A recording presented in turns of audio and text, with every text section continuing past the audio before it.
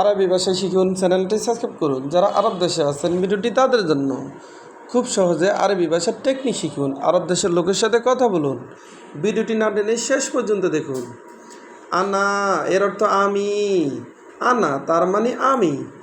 ইনতা এর অর্থ তুমি, ইনতা তার মানে তুমি। তাল এর অর্থ আসো, তাল তার মানে আসো। রু এর অর্থ যাও, রু তার মানে যাও।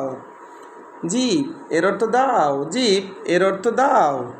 শিল এর অর্থ নাও, শিল এর অর্থ নাও বা নেও। সোয়া সোয়া এর অর্থ আস্তে আস্তে, সোয়া সোয়া তার মানে আস্তে আস্তে। জিহাদা এর অর্থ বেশি, সগিরা এর অর্থ কম, কম এর আরবি সগিরা। কবিরা এর অর্থ বেশি, কবিরা তার মানে বেশি। খালাস এর অর্থ শেষ, খালাস তার মানে শেষ।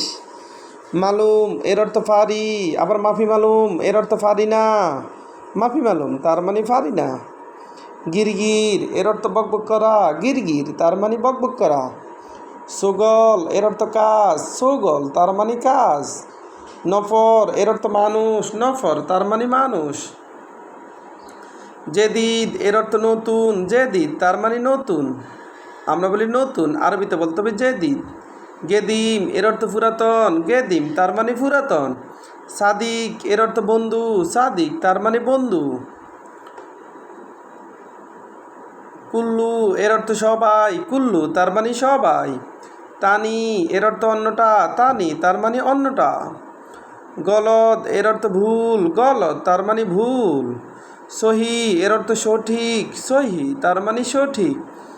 মজুদ এর অর্থ আছে, মজুদ তার মানে আছে। আলিউম এর অর্থ আজ, আলিউম তার মানে আজ।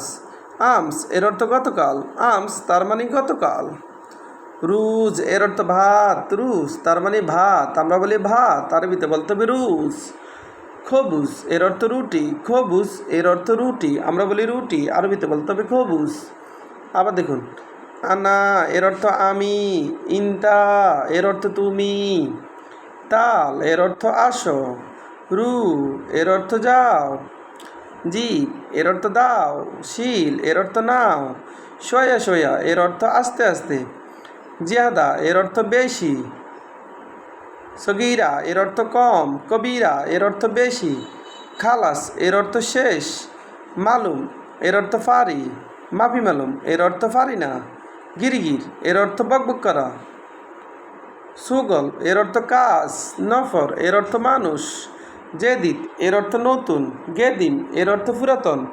সাদিক এর অর্থ বন্ধু। ভিডিওটি ভালো লাগলে অবশ্যই সাবস্ক্রাইব করুন এবং শেয়ার করুন, ভুল হলে ক্ষমা করবেন।